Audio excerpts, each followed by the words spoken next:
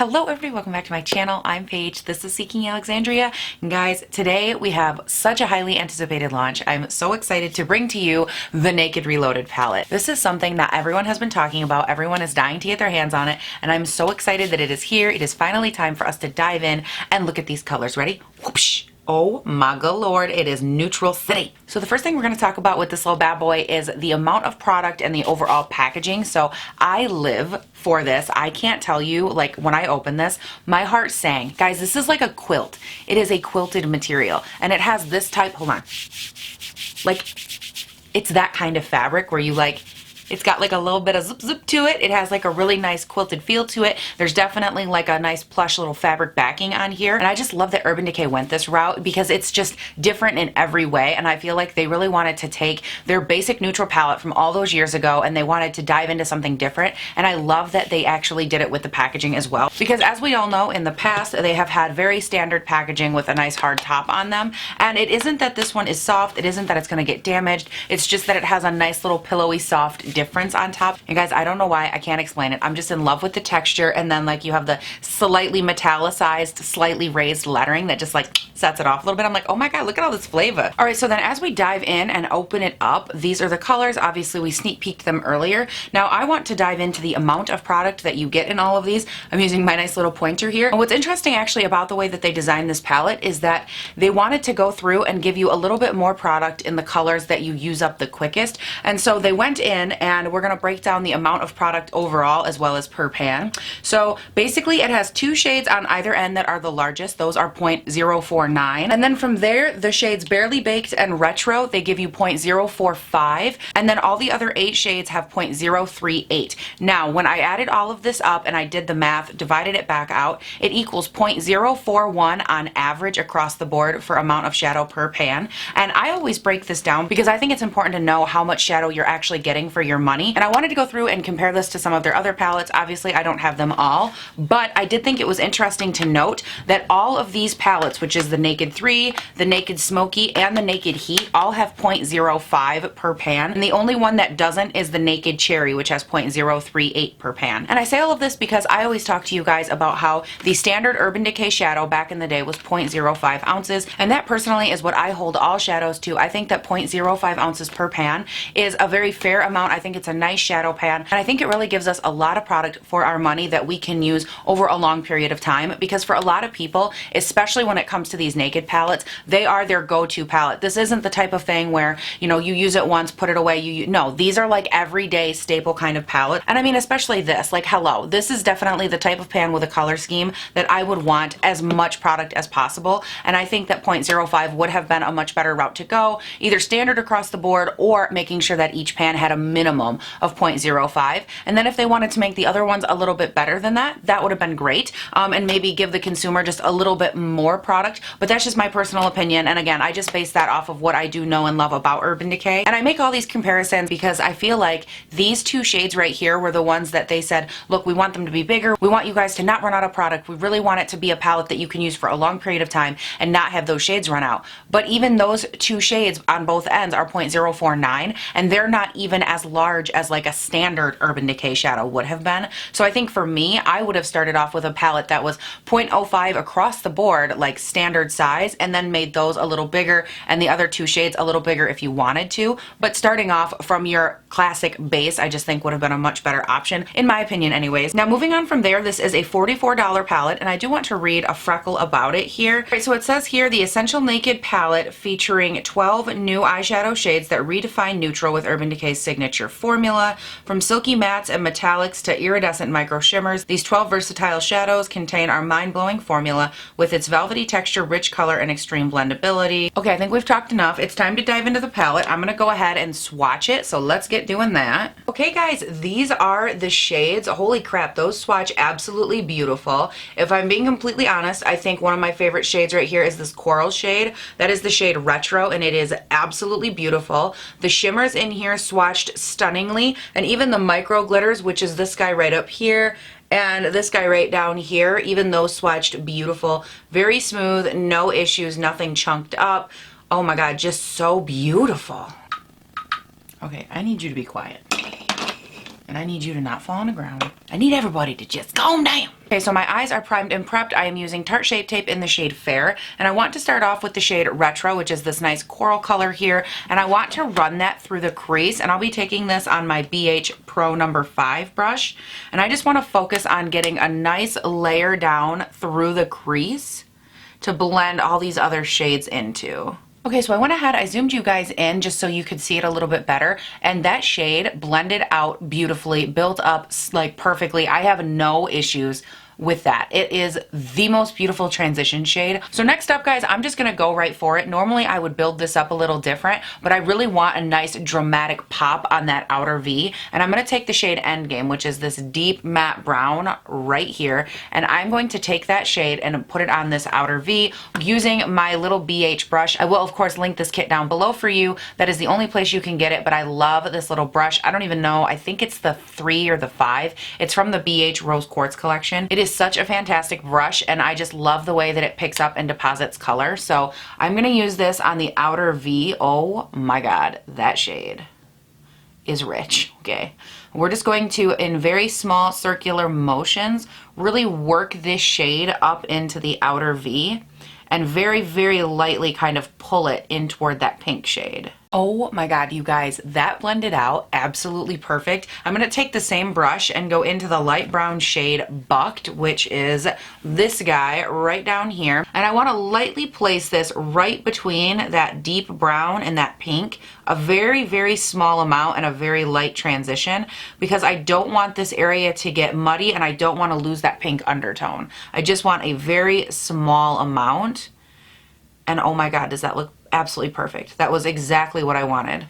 I love how this is going. I'm trying something different today and it's really working, and I was so nervous to try something different. Whew, and it is like, oh God, it's turning out so good. So next up, I'm gonna take the shade Bribe, which is this light bone colored shade, and I want to work that just on the upper side of the pink going toward the brow bone. And I'm taking this on a Wet n Wild brush, just a little fluffy crease one.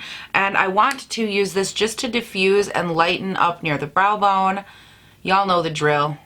Girls gotta have that blendy bendy up a crease. Wow, that blended effortlessly. Okay, cool. So what if I pack on the shade Angel Fire? I think that would look gorgeous. Either way, the first thing we are gonna do is cut the crease using the Shape Tape in the shade Fair. Now just inside of that, I'm gonna take a little bit of my NYX Glitter Glue here, and I am going to pat that down over top of the concealered areas. I do this, I talk about it every time I do an eye look. You don't have to add glitter glue if you have hospitable eyelids that will allow anything to stick to them. My eyelids, however, do not. So mine do manipulate best with a glitter glue, but if you don't need that, you can go in just straight over top of the concealer and you will be good to go. This just makes sure that all mine will stick all day long, and that's what I want. Ooh, yes. Next up, I'm gonna grab the shade Angel Fire on my finger, and I am going to try to pack that on. Oh my God. I love this. Do you guys see that? I guess there is no try. That's just beautiful. So very lightly on the outer V, I'm gonna grab the shade Distilled and pop that right out here and just fade it ever so slightly with my finger into the deep brown shade we already had going on the outer V. And I'm just lightly going to blend these two together with my finger. Then I'm just gonna go back in with a touch of the shade Endgame, the matte brown that we worked into the outer V earlier, and I'm just gonna use that to lightly blend and make sure there's no lines or anything that shouldn't be here. Freaking wow, wow. That looks so beautiful. Now, just because I can't help myself, I'm gonna take a touch of the shade Reputation, and I'm gonna pop that right here. Ooh, just on top of these two shades and kind of blend them a little bit more. I want just a little bit more of a transition right there. And let's just face it, I really want to play with this shade. Like, I'm gonna be honest.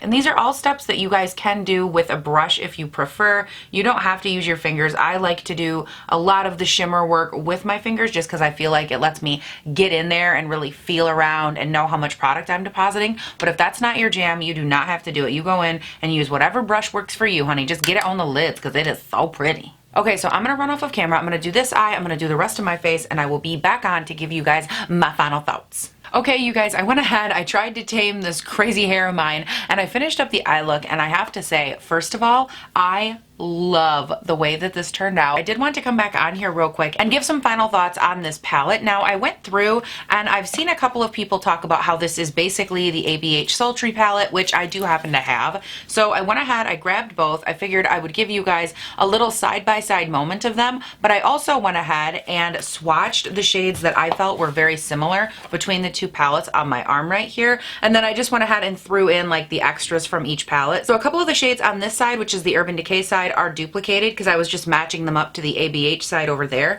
And here are my thoughts on that. Do I see similarities? Absolutely. I think you'd be far-fetched nowadays to find a neutral palette that doesn't have similarities to another neutral palette, but even a couple of the key shades I thought were very different. For example, these coral shades, they were quite different in undertone and pigmentation. The one from ABH has more of like a deep red coral, whereas the one in today's Urban Decay has a lot more of the light, more whimsical floral look to it. So that's the first thing I wanted to mention. The second thing is actually the difference in finishes, because when I go back through and I look at my ABH palette, which by the way has been well loved, I have really dove into this one over the past couple of months. It's a beautiful palette, but it does have more of a thick metallic shimmer kind of finish where when you swipe into it, it gets a little chunky and it gets very robust very quickly, and it doesn't really have like the demure option to it.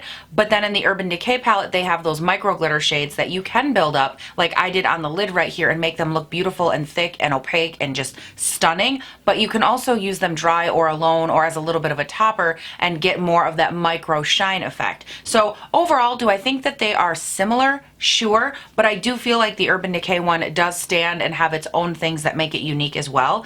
Do I think that if you have one you need both? I really can't tell you that. I think you could probably get a very similar look with both. Actually, I know for sure you could, but I do think they have enough differences that I like them both for different reasons, if that makes sense. So I did just want to take a second to roll through that stuff. If you were curious, that's kind of my little condensed version of what I think as far as a comparison between those two palettes. Now, as far as this palette on its own, my overall thoughts and opinions, guys, this palette is absolutely stunning. I had no issues with the way anything sheared out, built up, went onto the lid in any way, shape, or form. It all performed beautifully. Now, obviously, I didn't use every shade in here, but just going through and swatching and playing, I feel like the consistency of this palette has such a beautiful, creamy formula, and I really enjoyed it. I actually feel like this formula, I know they said that it's like the same as their classic one. I feel like this is actually better than what I remember using in this style from way back in the day. I know they've improved it a couple times and made little tweaks here and there, but this is just so smooth and so freaking buttery. Like, the quality of this I'm really loving. So for $44, I do think you're getting a good quality palette. Again, I've already went through the amount of products you get, so that I'm still a little bit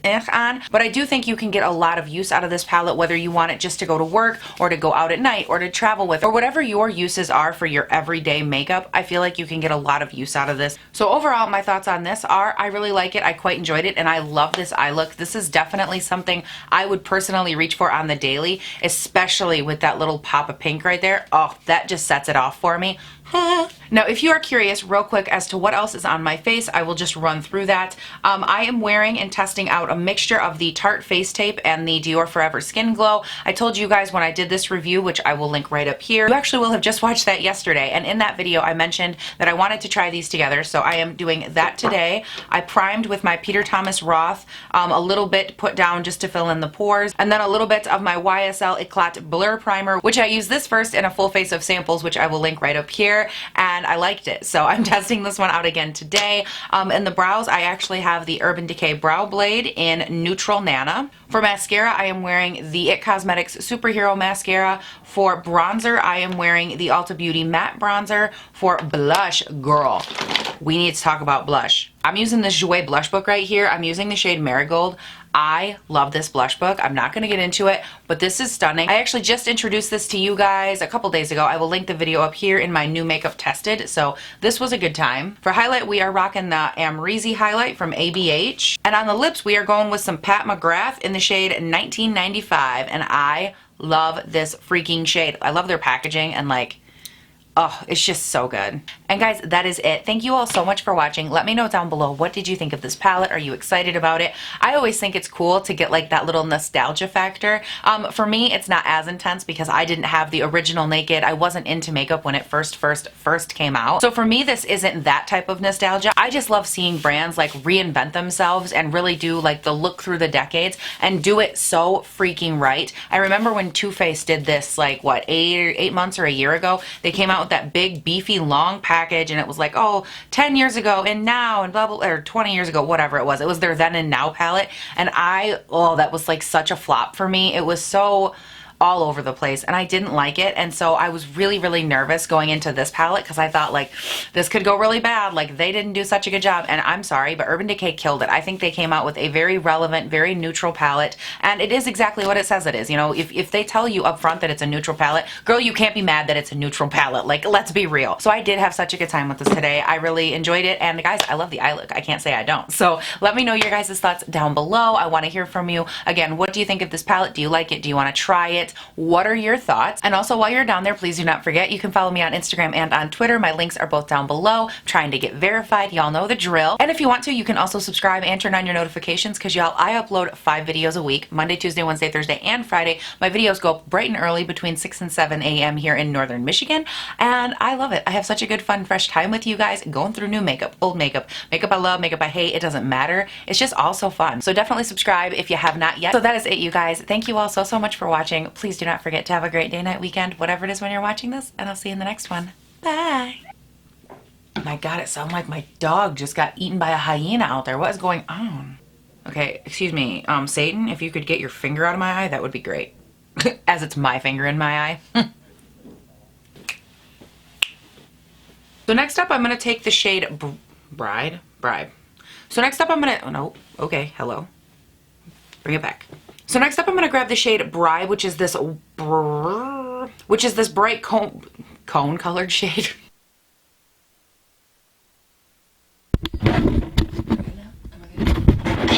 Almost forgot. You almost got me, Mike. Not today, honey boo boo. Not today. Could you have a louder fucking car right now? Do you need a muffler, sir? Where's your phone, Paige? Where's your phone? Take your hat off. Where's your phone? Speaking of take your hat off, it's Art, the Basement Yard. If you don't know what I'm talking about, it is the best podcast or YouTube video that you'll ever watch. Just saying. Loving you is the right thing to do. Okay.